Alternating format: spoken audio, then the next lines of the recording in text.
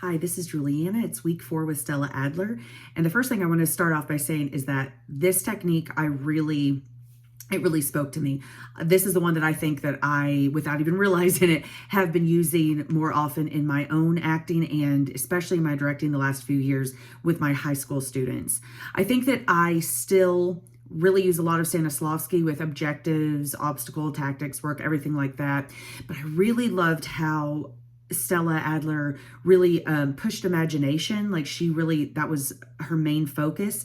And I'm always trying to get the kids to dig into their imaginations and decide what's going to be the next step. And so when the essay was really talking about her actions and the justification and the overall action, that really spoke to me and helped me understand a lot of things that I've maybe been teaching but not had some of the correct vocabulary for. And so I think, as I mentioned in another video, I have A Wrinkle in Time and The Addams Family coming up, as well as some like little one acts like The Lottery and stuff for competitions.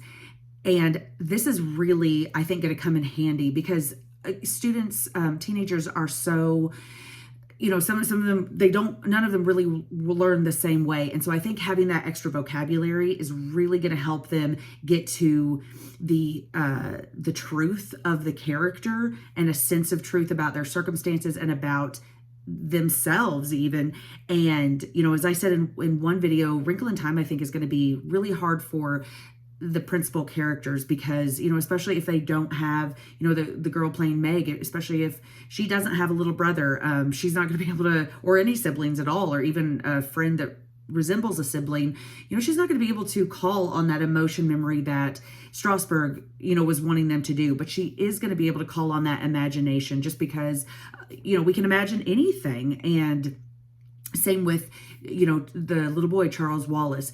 And so I think that Stella Adler, especially for high school, is one of the ways to go. I don't agree with her necessarily that emotion doesn't play a very important part. I think emotion still plays a very important part, and especially with growing teenagers who you're educating, learning how to control those emotions or even how to feel those emotions and then be able to, back away from them if necessary or explore them more.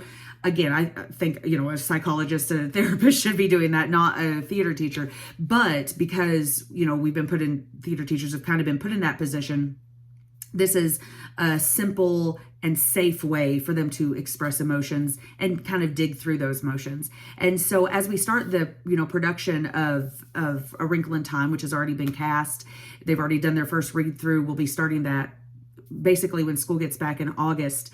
I think that Adler is going to be a really big help with that, with the imagination part.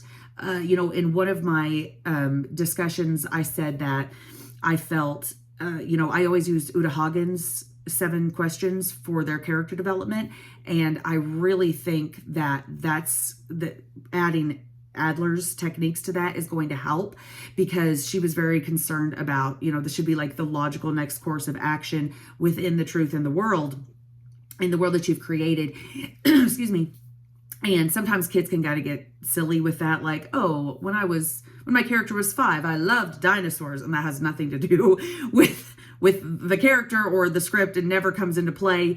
Even if it's a preceding, action, it doesn't come in. And so I really think that being able to use this terminology and these techniques and some of these activities is going to help kids really concentrate and focus on what their character needs to do. And so I'm very excited to start to read more about this over the summer and maybe put some of these techniques into very, careful, slow action as I'm learning them myself.